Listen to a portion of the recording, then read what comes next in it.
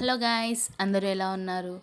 So ఈరోజు weather చాలా చల్లగా ఉంది కదా. సో వేడివేడిగా ఏదైనా తినాలనిపించింది. సో వెంటనే చికెన్ పకోడీ ప్రిపేర్ చేసేసాను.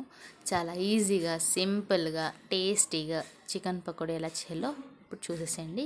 వీడియో స్కిప్ చేయకుండా పూర్తిగా చూసి మీకు ఎలా వచ్చిందో కూడా కమెంట్ చేయండి. ముందుగా బోన్లెస్ చికెన్ తీసుకున్నాను నేను. బోన్లెస్ చికెన్లో టేస్ట్కి సరిపడా సాల్ట్ వేసుకున్నాను.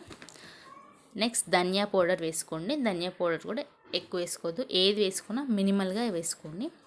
అండ్ కొద్దిగా గరం మసాలా వేసుకున్నాను. గరం మసాలా ఆప్షనల్, మీ ఇష్టం ఉంటే వేసుకోండి. కొద్దిగా జింజర్ గార్లిక్ పేస్ట్ అండ్ పసుపు, టేస్ట్కి సరిపడంత కారం వేసుకున్నాను. సో ఇక్కడ ఎగ్ ఒకటే తీసుకున్నాను నేను. మీకు క్వాంటిటీ ఎక్కువ అంటే 2-3 అలా ఎక్కువ తీసుకోండి ఎగ్స్. నేను కొంచెమే క్వాంటిటీ చేస్తున్నాను కాబట్టి నేను ఓన్లీ 1 ఎగ్ తీసుకున్నాను. ఇక్కడ కార్న్ఫ్లోర్ వేసుకున్నాను 1.5 స్పూన్ కార్న్ఫ్లోర్, ఇంకా కొద్దిగా అంతా మైదా పిండి కూడా వేసుకున్నాను. అండ్ మీ దగ్గర బియ్యం పిండి ఉంటే బియ్యం పిండి కూడా వేసుకోండి. పకోడీ చాలా క్రిస్పీగా వస్తుంది. సో ఇలా బాగా కలిపి పెట్టేసుకోండి. కలిపి ఒక 15 మినిట్స్ పెట్టేసుకోండి.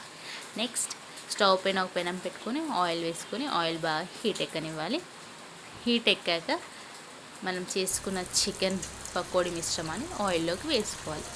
వేగానే కలపకూడదు, అలా కలిపితే మనం చికెన్కి ఇచ్చిన కోటింగ్ అనేది పోతుంది. సో అలా కలపకుండా వేయగానే ఒక 2-5 మినిట్స్ అలానే ఉంచండి.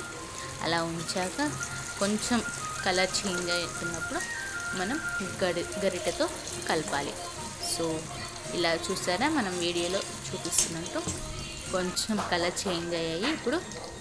ఇప్పుడు మనం గరిటెతో అటు ఇటు అనుకుంటే సరిపోతుంది.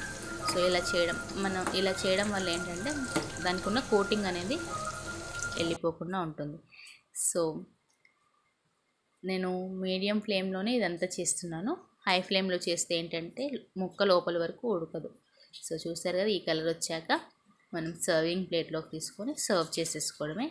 చాలా టేస్టీగా, ఈజీగా 15-20 మినిట్స్లో అయిపోతుంది ఈ పకోడీ. సో మీరు కూడా ఇలా ఎప్పుడైనా వెదర్ చల్లగా ఉన్నప్పుడు లేదా వేడివేడిగా ఏదైనా తినాలనిపించినప్పుడు, వర్షం పడుతున్నప్పుడు ఇలాంటి ట్రై చేయండి. Please subscribe to my channel.